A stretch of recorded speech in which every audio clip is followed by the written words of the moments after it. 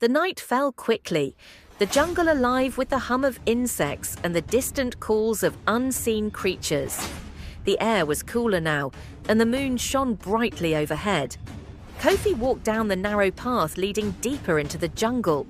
His steps were sure, but every rustle of leaves, every crack of a branch made him tense. He felt as though unseen eyes were watching him, though he saw no one. The path grew increasingly treacherous, vines hanging low, and roots jutting up from the ground, threatening to trip him. Kofi stumbled once but caught himself, shaking off the unease that seemed to cling to the air like a heavy fog. "It's just the jungle," he whispered to himself. "You've come this far. Keep going."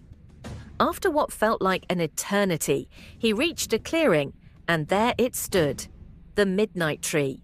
It was more imposing than he had imagined, its trunk twisted like ancient roots, dark and mottled with age.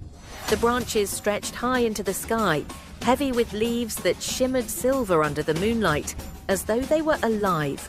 The air around the tree hummed with an unnatural energy, the ground beneath Kofi's feet feeling strangely alive, as if the earth itself was holding its breath. He stared up at the tree in awe, his heart pounding. This was the very place where his sister had disappeared.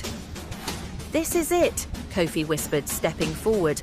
"This is where she disappeared." His voice trembled as he took another step closer. "Please, tell me where she is. Tell me the truth." The air suddenly grew colder, and the leaves rustled, but there was no wind. A low rumbling hum filled the air, as if the tree itself were waking from a long slumber. Kofi's eyes widened in disbelief when a voice, ancient and deep, echoed through the clearing. "You have come," the voice of the tree whispered, "seeking what cannot be undone, what is lost may never be found." Kofi's pulse quickened, desperation rising in his chest. "My sister, I have to know what happened to her. She came here. I know she did. She wanted answers. Please tell me, where is she?" The tree's branches swayed as if in response, the rustling sound faint but undeniably present. The air thickened and a shiver ran down Kofi's spine. "She sought what many desire," the tree continued, its voice chilling. "Immortality. A gift from the tree, but one that comes with a price. Her soul now lingers in the shadows, trapped between the worlds, bound by the tree's will." Kofi staggered backward, his face draining of color. No, that can't be true.